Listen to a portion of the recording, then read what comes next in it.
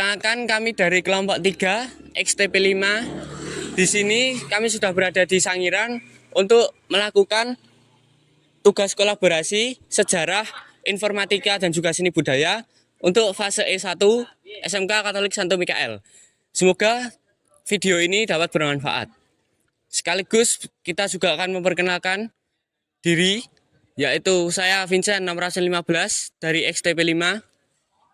Saya Daru dari 10 TP5 absen 7. Saya Laurentius X. Bisono absen 20 dari XTP5. Saya Garastio Saputro dari 10 TP5 absen 13.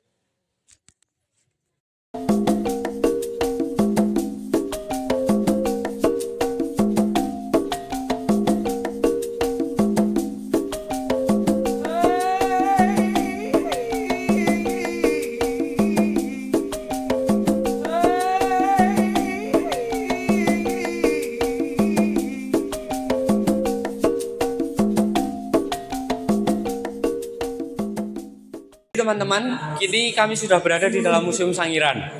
Museum ini terletak di Kali Jembe, Kabupaten Sragen, Jawa Tengah. Museum ini didirikan pada tahun 1977 dan berfungsi sebagai pusat penelitian serta tempat pameran artefak-artefak yang penting serta berasal dari Sangiran. Situs Sangiran ini sendiri merupakan salah satu situs arkeologi terpenting di Indonesia yang terkenal karena penemuan fosil-fosil manusia purba seperti Pithecanthropus erectus atau Homo erectus yang membantu memahami evolusi manusia. Dan di sini sudah dijelaskan bagaimana terbentuknya kubah Sangiran.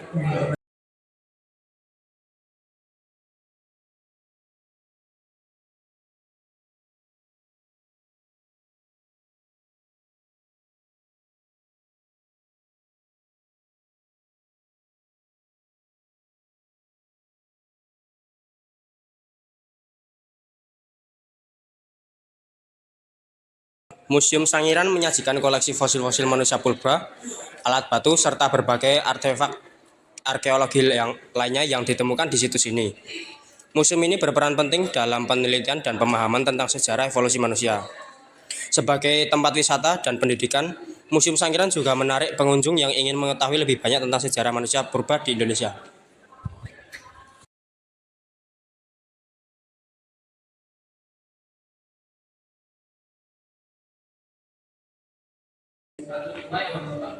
Bebatuan di situs Sangiran termasuk bebatuan tuf, ignimbrif, dan briksi. Yang pertama, bebatuan tuf adalah bebatuan vulkanik yang ringan. Yang kedua, ignimbrif adalah bebatuan yang terbentuk dari aliran sungai. Yang ketiga, brikaksi. Brikaksi adalah bebatuan yang terbentuk dari fragmen-fragmen bebatuan yang terikat oleh makris.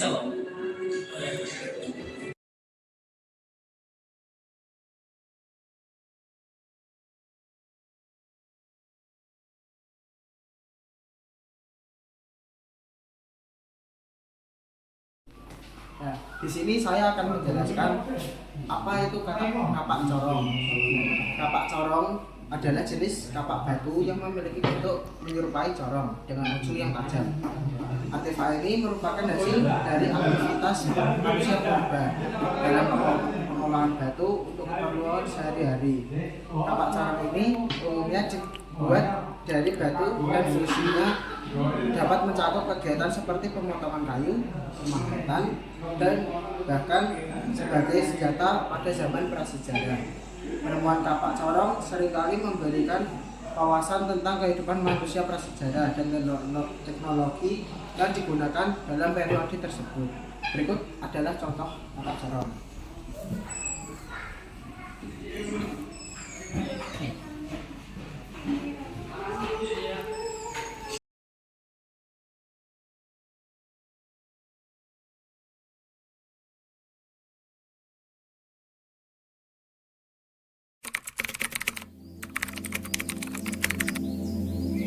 Pak, saya mau tanya, Sangiran itu didirikannya kapan ya Pak? Kalau Museum Sangiran sendiri itu kan dulunya untuk museumnya tidak di sini, di Balai Desa Kringlan. Sekarang udah di Balai Desa itu tahun sekitar tahun 1907. Nah, pindah ke sini tahun 1986 dengan nama Museum Negara Sangiran. Nah, pada tahun 1996 ditetapkan sebagai warisan dunia oleh UNESCO. Akhirnya Museum Sangiran dibuka secara total dan selesai pada tahun 2011 yang diresmikan oleh Profesor Dr. Insinyur Muhammad Nuh, Menteri Pendidikan dan Kebudayaan pada saat Presiden Susilo Bambang Yudhoyono, dengan nama yang baru Museum Manusia Purba Sangiran. Walah, gitu ya Pak. Kalau itu hal-hal apa aja yang baru saat setelah berpindahnya di sini? Hal-hal yang baru kan otomatis untuk penataan koleksi, ruang pameran yang kita pamerkan yang ada di Museum Sangiran itu sendiri kan lebih luas kan. Pada saat 1986 itu kan sekupnya lebih kecil. Nah, sekarang kan sudah terbagi menjadi 3 ruang pamer, ruang 1 kekayaan Sangiran, ruang 2 langkah-langkah kemanusiaan, dan ruang 3 masa keemasan dari Homo erectus atau situs Sangiran itu sendiri. Kalau rencana pembangunan apa yang akan dilakukan di museum ini? Kemungkinan besar nanti tahun depan kalau Pangeran dulu nanti ada pembuatan taman dan juga ada pembuatan seperti kafetarian yang lebih modern nanti di bawah dekat musola itu di bawahnya. Yang di sana itu? Nanti ada taman bermain dan juga ada kafetarian seperti itu. Kalau dulu ini kan cukupnya masih sederhana, nanti kemungkinan dikemas lebih modern dan nanti kan kita cenderung lebih mengikuti perkembangan zaman saat ini. Ya, cukup Pak seperti itu ya. Masih ya Pak. Sama-sama, mari.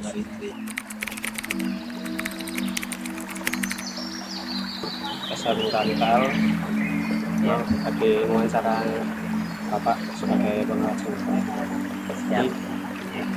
Ini dan Bapak Sun, Pak. Nama saya Sono, saya dari pengrajin batu Sangiran. Jadi pertama latar belakang Bapak sebagai pengrajin itu bagaimana? Ya mulanya saya cuma iseng mas, dari iseng kerajinan akhirnya dapat yang alhamdulillah. Saya juga mungkin saya Bapak pengrajin itu dari umur berapa, Pak? dari sejak tahun 80-an mas, sampai sekarang sekitar 40 tahunan. Saya sudah 53. Barang yang paling terjual paling banyak itu apa, Pak? Menurut saya nih mas, ini motif seperti gantungan kunci mas. Soalnya ini masalah harga bisa terjangkau bulanan setelah. Kalau cara pembuatannya itu gimana? Ini mulanya dari batu besar mas, saya sel, kemudian saya bentuk pola begini. Ini yang motif kura-kura, ini motif batin. Ini saya bantu dengan pakai benda, saya amplas 2 kali mas, akhirnya bisa seperti ini. Produksi barangnya itu ada berapa macam? Untuk gantungan kunci ada 5 motif, kemudian ada tasbih, ada cangkir bambu, juga ada pipa, kayu, truk juga, atau banyak mas. Pendapatannya itu maksimal berapa, Pak? Pendapatan ya mas. Satu harinya kira-kira dapat 1 biji. 1 biji ya hasilkan 5 ribuan. Tinggal kalikan. Per hari itu paling banyak dapat berapa? Jadi